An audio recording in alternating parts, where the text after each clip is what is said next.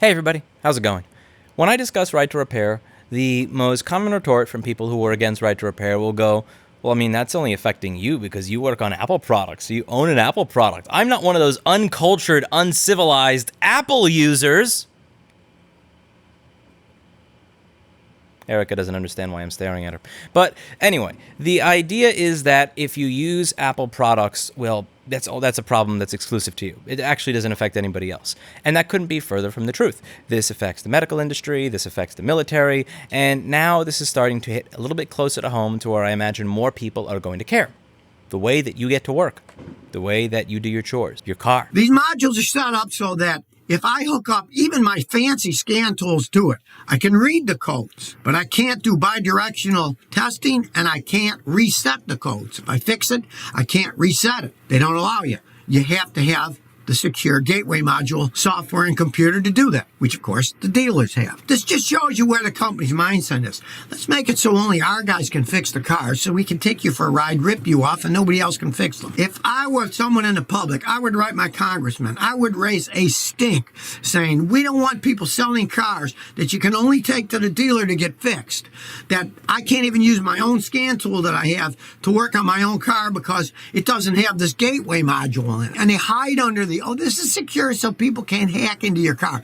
That's a load of BS, because if you know computer hackers, those guys can hack into anything. It's just an excuse for Chrysler to say, well, you got to go to our dealers now because we've got the secure gateway. So unauthorized people can't work on your car. Yeah, to them, the only authorized people to work on a car are their guys so they can rip you off. And then you're going to hear lots of stuff from other people saying, oh, that's to make it more secure. Blah, it's to rip you off. So tell your congressman, if you read anything about it, write, email them. Say, you want to make sure that you can work on your own car, that your trusted mechanic can work on your car. You don't have to go to the dealer. It's an entirely different industry, but Scotty knows what's up, as does virtually anybody that's run into this type of crap before.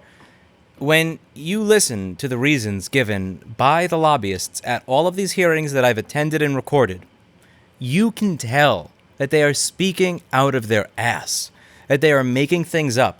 And if in the case of certain lobbyists, like from CTIA, these people seem genuinely ashamed of what they're saying. They know it's bullshit, but they are paid to say it anyway. And what has driven me out of my mind is that when I attend many of these hearings, when I actually ask people to do what it is that Scotty is suggesting people do, or not just write your congressperson, but show up and speak to them when there is an opportunity, very often there'll be one or two. I'll be lucky if two people show up most of the time.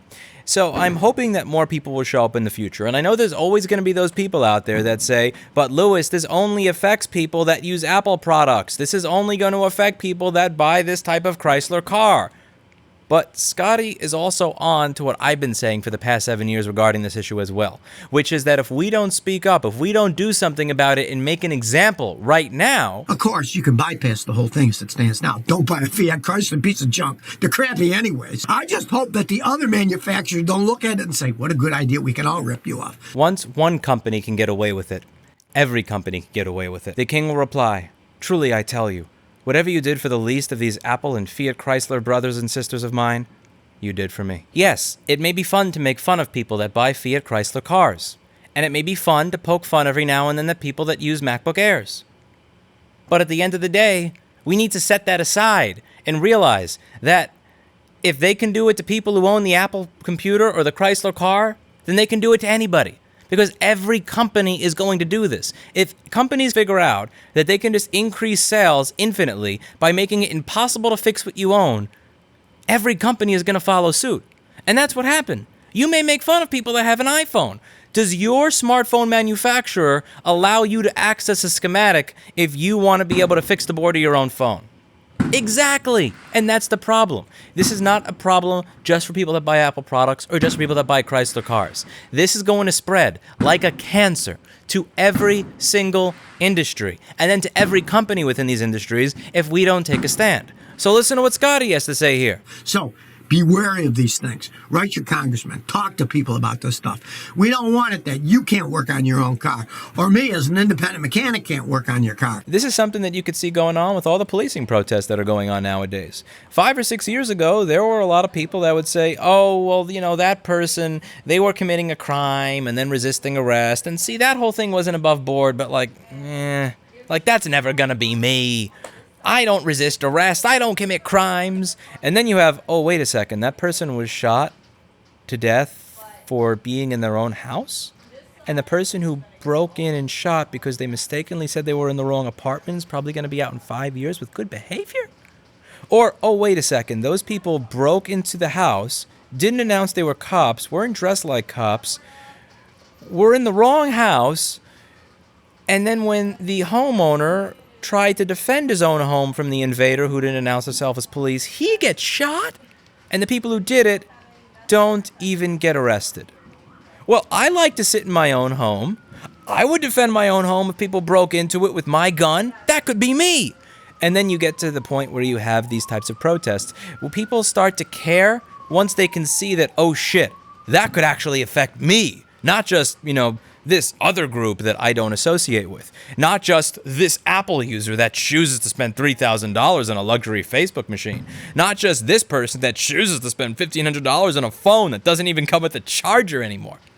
Once it actually affects people, once it's like, oh shit, that could be me, that's when you have larger swaths of society take notice. And I'm kind of wondering if that's what's going to happen here for people to actually care. Does it have to get to a point where you're about to drive to work and you live in an area where work is 150 miles away every single day, and that's a normal drive for you, and you don't have a mechanic half a mile away that can just come to fix your car real easily? You need to do it in your own garage, and you're not able to because some jackass did this, because no one spoke up, because no one cared, because no one ever thought it would affect them. Just some food for thought. That's it for today, and as always, I hope you learned something.